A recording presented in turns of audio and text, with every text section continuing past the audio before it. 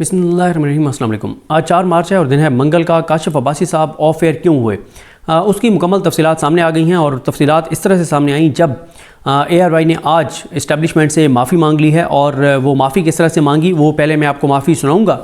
फिर मैंने जिस प्रोग्राम की माफ़ी मांगी गई वो प्रोग्राम जाके सुना है। और मैं आपको शुरू में ये बता दूं कि जो उसके इंट्रो के हवाले से बात की जा रही है कि काशिफ अब्बासी साहब ने जो इंट्रो दिया था, जो इब्तदाइया था, जो उन्होंने प्रोग्राम के आगाज़ में 3-4 मिनट गुफ्तगू की, मेरे ख़्याल में कि वो गुफ्तगू ज़्यादा डैमेजिंग नहीं थी। वो प्रोग्राम जो फैसल वाडा के साथ था, उस प्रोग्राम में आगे 8 से 10 ऐसी चीज़ें हैं जो बहुत खौफनाक थीं इस निज़ाम के लिए, इस निज़ाम को नंगा करने के लिए। और जिस तरह से एक्सपोज हुए फैसल वाडा, जो आपको पता ही है कि वो कौन है, क्या है। और इससे पहले भी एक वाक़या ऐसा ARY में हो चुका है जब एक प्रोग्राम जो है उसमें एक ऐसे जर्नलिस्ट को जो कहीं और अलाइंड हैं, किसी और के व्हाट्सएप पे वो चलते हैं, तो उनको भी उनके भी कुछ पुराने क्लिप्स जो थे 8 फरवरी से पहले, 8 फरवरी के इंतखाबात से पहले, वो जो पेशन गोइयाँ करते रहे, वो जो दावे करते रहे, वो जो खबरें देते रहे, तो वो खबरें, वो दावे, वो पेशन गोइयाँ उस दिन चलाई जानी थी। और वो रिकॉर्डेड प्रोग्राम था, वो चलाई गई और एक्सपोज किया गया कि जो वो बातें बताते रहे 8 फरवरी 2024 को वो सब खबरें वो झूठ साबित हुई, वो सारे एनालिसिस गलत साबित हुए। लेकिन वो प्रोग्राम भी नहीं चल सका था और बहुत इशू हुआ था। तो काशिफ अब्बासी साहब का वो जो प्रोग्राम था 21 जनवरी वाला, उसमें काशिफ अब्बासी साहब ने फैसल वाडा को ऐसे ऐसे सवालात किए, उन्होंने ऐसे ऐसे कमेंट्स दिए 8 से 10, जिससे ये निज़ाम भी एक्सपोज हुआ और फैसल वाडा भी लाजवाब हुए और बहुत एक्सपोज हुए और बहुत ही एक इम्पैक्ट वाला वो प्रोग्राम था।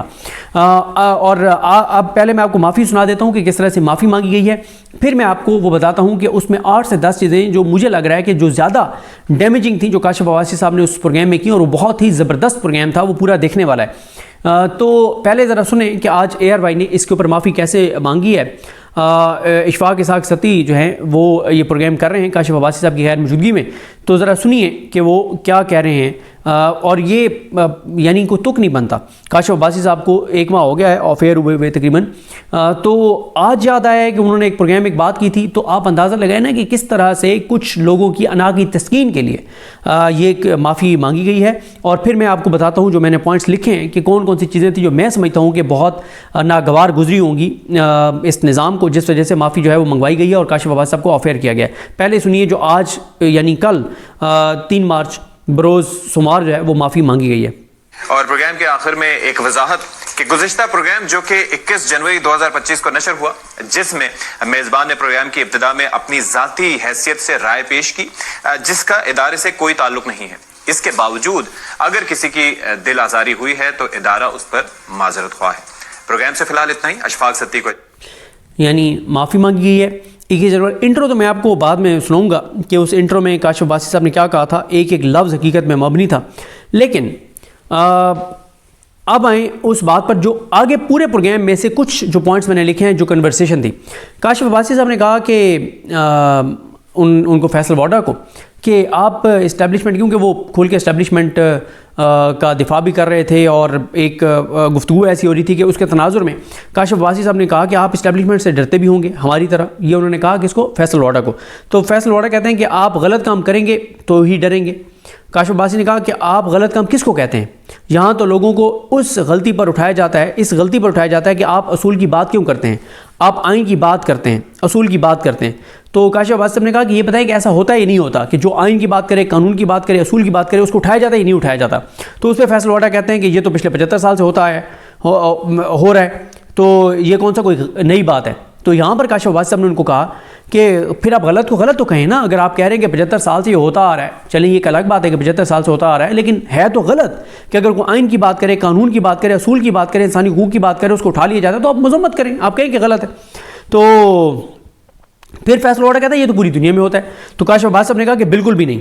फिर वो फैसल वाडा कहते हैं कि 3 चीज़ों की हमांगी होना बहुत ज़रूरी है, जमहूरियत, इस्टेब्लिशमेंट और अदलिया। तो काशिफ अब्बासी साहब ने कहा कि पहली और तीसरी तो यहाँ पे है ही नहीं, या ना पाकिस्तान में जमहूरियत है ना पाकिस्तान में अदलिया है। जस्टिस ज़िया खान को जैसे बनाया गया, उन्होंने ये तो नहीं कही, मैं अपने से कह रहा हूँ कि जस्टिस ज़िया खान को जिस तरह से सिलेक्ट किया गया। फिर फैसल वाडा कहते हैं कि अगर पहली और तीसरी नहीं है तो ये तो मसला है। काशिफ अब्बासी ने कहा कि फिर माने ना कि मसला तो है।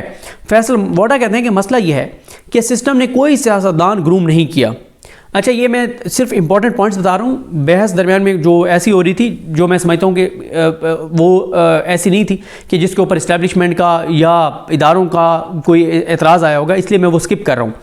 تو کاشف عباسی صاحب نے کہا کہ پہلے فیصل آرڈر نے کہا کہ مسئلہ یہ ہے کہ سسٹم نے کوئی سیاستدان ایسا گروم نہیں کیا.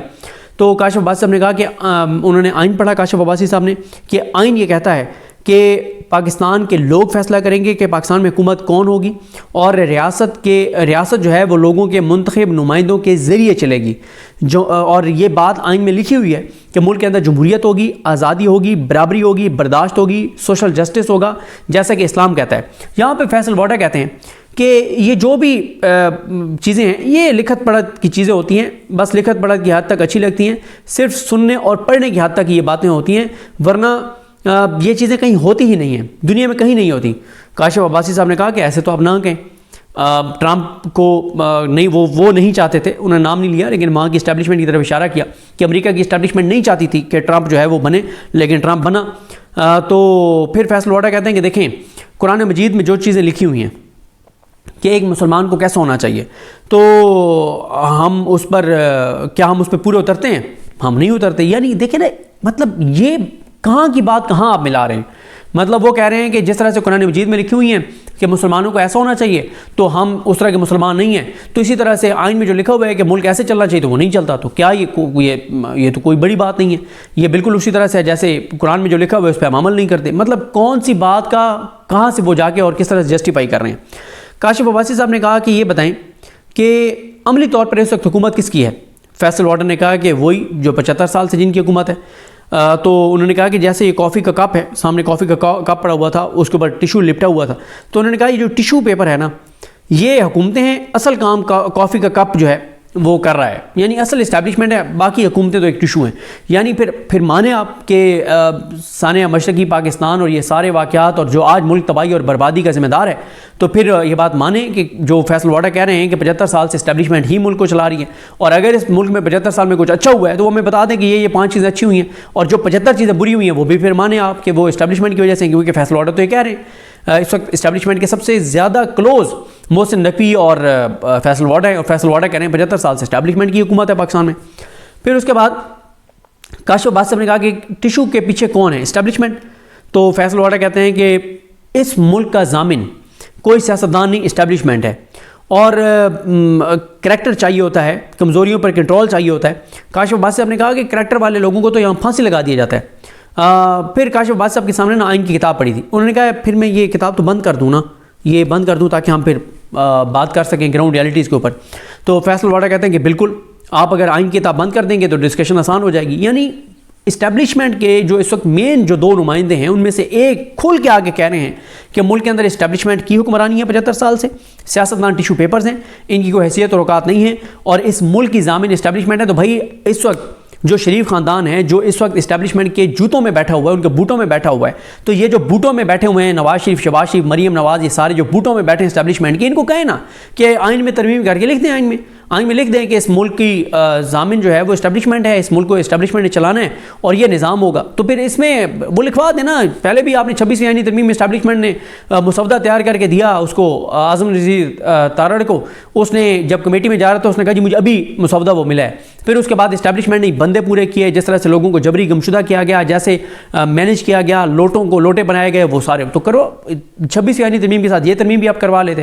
اور اب تو اور آسان ہے کیونکہ ادھر جسٹس جائیہ خان بیٹھا ہے جس کو خود لگوایا گیا ہے, چیف جسٹس امیر الدین خان بیٹھا ہے جس کو خود آئینی بینچ کا سربراہ بنوایا گیا, ادھر جسٹس عالیہ نیلم بیٹھی ہے, ادھر جسٹس ڈوگر بیٹھا ہے. اس سے مضبوط کب پاکستان میں اتنا تو مارشل لا میں اسٹیبلشمنٹ مضبوط نہیں تھی جتنی اس وقت مارشل لا کے بغیر اسٹیبلشمنٹ مضبوط ہے. تو آپ آئین میں ایک ترمیم کروا دیں اور لکھوا دیں یہ ساری چیزیں. اور جو باتیں آپ کہہ رہے ہیں کہ یہ گراؤنڈ ریالٹی کے خلاف ہیں کہ پاکستان کے لوگ فیصلہ کریں گے کہ حکومت کون ہوگی, حکمران کون ہوگی, تو چیزیں نکال دیں, بات ختم ہو جائے گی. اور عدلیہ کا بھی فیصلہ کر دیں کہ ایک کسی اس کو GHQ کے انڈر کر دیں سپریم کورٹ کو کہ GHQ سے فیصلہ ہوگا, ٹرانسفر پوسٹنگ ہوگی, وہاں سے آپ ٹرانسفر پوسٹنگ کریں چیف جسٹس کو, وہاں سے آپ لگائیں یہاں پہ ہائی کورٹس کے اندر.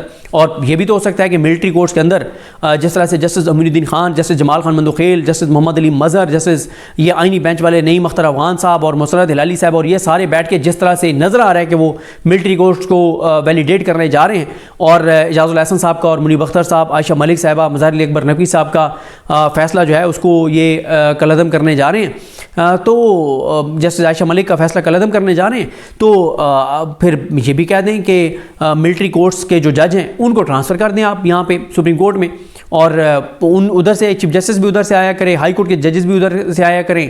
ویسے تو خیر یہ بھی ملٹری کورٹس والے ججز سے کام نہیں ہے اس وقت بھی جو بیٹھے ہوئے ہیں, مطلب جسٹس یا یہ افریدی ہوں یا یہ سارے, لیکن پھر بھی چلیں مطلب کھل کے وہ کریں نا, وہیں سے ٹرانسفر پوسٹنگ کریں, وہیں سے جج آئیں.